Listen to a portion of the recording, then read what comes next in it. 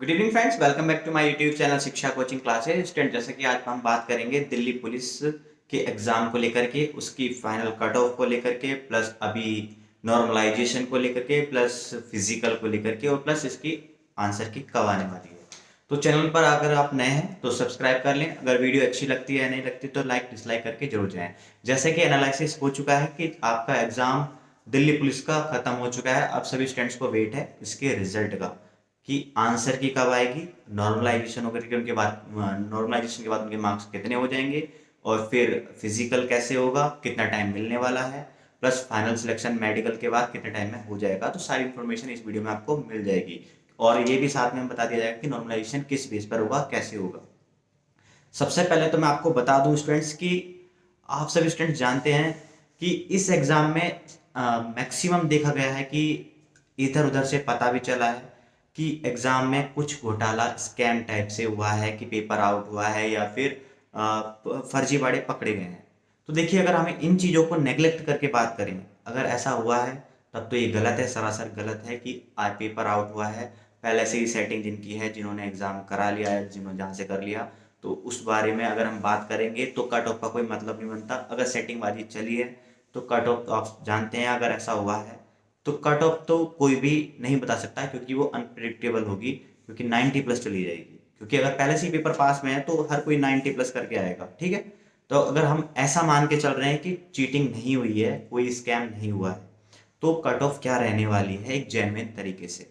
जैसा कि आप सभी स्टूडेंट जानते हैं कि इसमें नंबर ऑफ वैकेंसी, जो मैंने डेटा है एनालिसिस किया है, तो साथ ही मैं आपके साथ शेयर करता रहूंगा। तो मैं स्टेप बाय स्टेप थोड़ा सा आपको बता दूं कि इसमें मेल फीमेल कैंडिडेट के लिए जो आपकी वैकेंसी थी 5,846 वैकेंसी है, करीब 6,000 के आसपास ये वैकेंसी है। फिजिकल के लिए 12 टाइम्स लिए जाना, मैं अभी फाइनल कट ऑफ भी बताऊंगा, और अभी फिजिकल के लिए कट ऑफ भी बताऊंगा क्या रहने वाली है, क्या सीन होने वाला है। तो स्टूडेंट पूरा सुनेंगे तो आप समझ पाएंगे मेरी बात को। तो 5,846 करीब 6,000 के आसपास मान लीजिए कि वैकेंसी है, और इसका 12 टाइम्स लिया जाएगा, तो मान के चलें कि 70,000 के आसपास स्टूडेंट फिजिकल के लिए बुलाए जाएंगे। बाद में उसमें से 10,000 स्टूडेंट का मेडिकल होगा, मतलब कि 10,000 के आसपास ही वो क्वालिफाई कर पाएंगे, या मान के चलें कि जो क्वालिफाई हो जाएंगे उनका मेडिकल हो जाएगा, फिर फाइनल कट ऑफ हो जाएगी। यानी कि मैं ऐसा क्यों कह रहा हूँ कि अब 10,000, देखिए फिजिकल इसका थोड़ा सा डिफिकल्ट होता है। तो कुछ स्टूडेंट तो इसमें ऐसे आए होंगे कि जो अपने आप को देखते हैं कि मैं एसएससी की तैयारी कर रहा हूँ, या फिर मैं इस चीज़ की तैयारी कर रहा हूँ कि मुझे ये एग्जाम दे के देखना चाहिए, तो वो मेरिट बढ़ा देते हैं, पर फिजिकल देने नहीं चाहते हैं। कुछ फिजिकल देने जाते हैं, तो कुछ का क्या होता है कि थोड़ा ओवर कॉन्फिडेंस में रहते हैं कि हाँ मेरी हो जाएगी, तो वो नहीं कर पाते हैं। तो फिजिकल काफ़ी डिफिकल्ट होता है इसका। कुछ तो इस वजह से रह जाते हैं कि हो जाएगा इजिली, बट इजिली नहीं हो पाता है, क्योंकि प्रैक्टिस चाहिए। Practice makes a man perfect. तो अगर जो कर रहा है तो अच्छे से उसकी प्रिपरेशन होती रहेगी। अब काफ़ी सारे स्टूडेंट हैं जिनके मार्क्स आस पास हैं या बॉर्डर के आसपास हैं, तो उनके लिए कंफ्यूजिंग थोड़ा रहता है, तो उन्हीं के लिए वीडियोस बनाया जा रहा है। तो बताया जैसा कि 12 मतलब 12 टाइम्स 12 गुना बच्चे बुलाए जाएंगे वैकेंसी का, करीब 70,000 के आसपास फिजिकल में। उसके बाद मेडिकल में मान के चलो 10 से 15,000 के, मोटा मोटा ले लेते हैं, 10 से 15,000 के करीब मेडिकल होगा। मेडिकल होने के बाद उनका फाइनल रिजल्ट आएगा, तो फाइनल कट ऑफ क्या रहने वाली है उस सब के बारे में आप सभी को पता होगा कि निगेटिव मार्किंग थी। पेपर का लेवल कैसा था आपको पता है कि जी, जो आपकी रीजनिंग थी वो इजी टू मॉडरेट लेवल था, डिफिकल्ट नहीं था, ठीक है। पेपर जो रीजनिंग का है इजी टू मॉडरेट था आपका। अगर मैं जीए के, जीएस और करंट अफेयर्स की बात करूं तो ये भी इजी टू मॉडरेट था, डिफिकल्ट नहीं कह सकते, ठीक है। मैथ्स का पेपर मॉडरेट टू हार्ड था, तो डिफिकल्ट लेवल था, मॉडरेट टू डिफिकल्ट लेवल पर था मैथमेटिक्स, तो उसमें स्कोर नहीं कर पाए स्टूडेंट। कंप्यूटर का लेवल भी मॉडरेट था, तो ठीक है, उसका भी उसमें से करीब 5-7 क्वेश्चन अटेम्प्ट स्टूडेंट ने किए हैं। रीजनिंग में 25 में से करीब 20-22 क्वेश्चन अटेम्प्ट किए हैं। मैथमेटिक्स में मान के चलें कि 7-8-10 नंबर तक, 7 से 10 का स्कोर भी एक अच्छा स्कोर है। 7 नंबर से 10 स्कोर के बीच मैथमेटिक्स का क्या है, तो ये बहुत अच्छा स्कोर है। ऐसे ही आपका जीके, जीएस और करंट अफेयर्स में आपने अगर 30 के आसपास स्कोर कर लिया है आउट ऑफ 50, तो ये 30, 32, 35 तक अगर आपने स्कोर किया है तो ये बहुत अच्छा स्कोर है, माना जाएगा। तो अगर मैं ओवरऑल इन मार्क्स को काउंट करता हूँ तो ये करीब आसपास में पहुंच जाते हैं 65 से 70 के बीच में, 65 से 70 के बीच में। साथ ही में इसमें निगेटिव मार्किंग भी थी, तो इस वजह से ये तो है नहीं कि किसी स्टूडेंट को होता है कि भाई 60 आते हैं, 60 ही अटेम्प्ट करेगा तो ठीक है। 2-4 क्वेश्चन ऊपर नीचे गलत हो जाते हैं, तो उस वजह से देखा जाए तो निगेटिव मार्किंग अगर हम 2-4 क्वेश्चंस को निगेटिव करके देखें भी, तो मान के चलो कि आसपास जो मेरिट रहेगी ये 60 और 70 के लाइन में रहेगी फिजिकल के लिए। मेरी बात आई समझ में? जो फिजिकल के लिए कट ऑफ रहने वाली है, जो 70,000 स्टूडेंट्स में फिजिकल के लिए स्टूडेंट्स जाएंगे, उनकी कट ऑफ 60 से 70 के बीच में रहने वाली है। अगर कोई कहता है 70 प्लस चले जाएगी, 80 प्लस चली जाएगी, तो हम भी यही हैं, आप भी यही हैं, देख लेना। 60 से 70 के बीच में जर्नल के लिए बता रहा हूँ, journal, OBC, EWS, journal, OBC, EWS के लिए मैं बता रहा हूँ कि 60 से 70 के बीच में आप फिजिकल के लिए डेफिनेटली जाएंगे।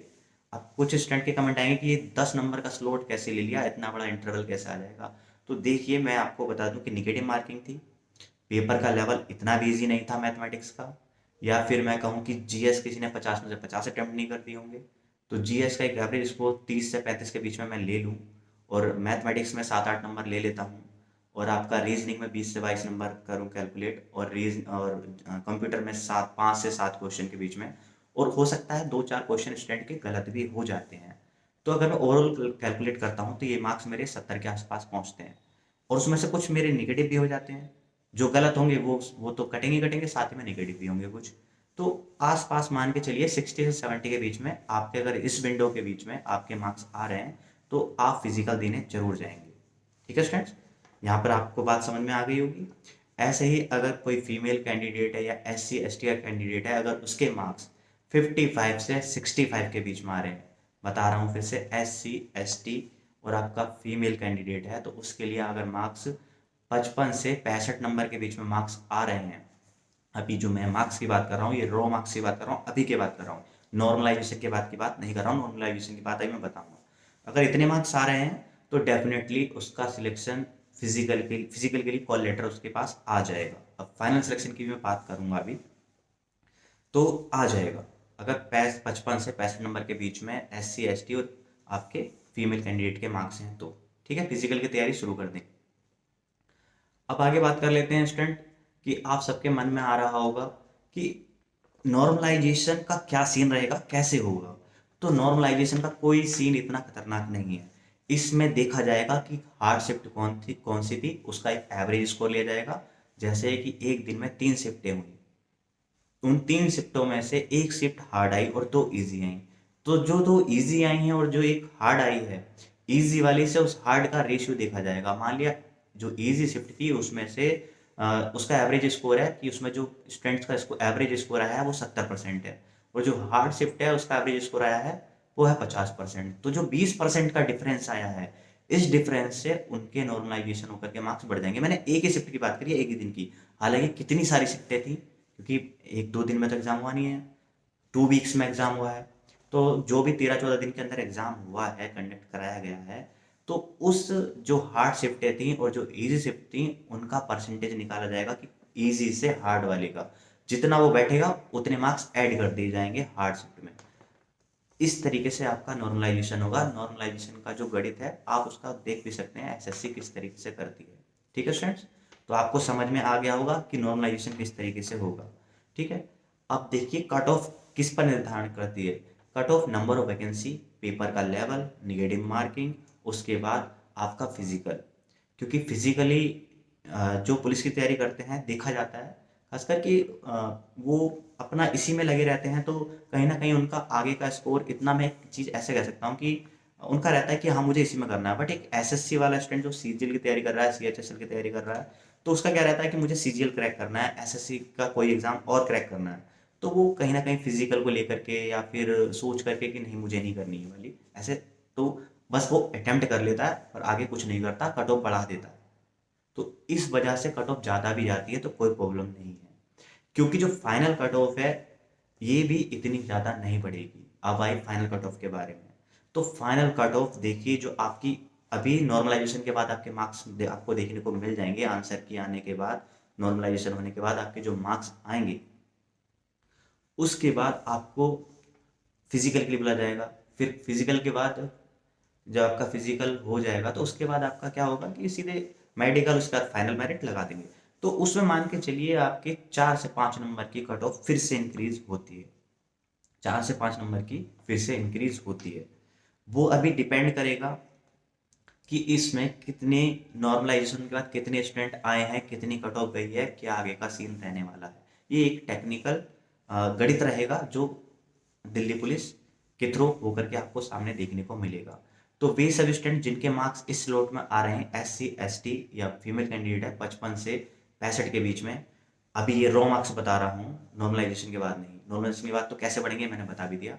और अगर कोई OBC, EWS और जनरल का कैंडिडेट है, उसके 60 से 70 के बीच में मार्क्स हैं, तो फिजिकल के लिए जाएगा।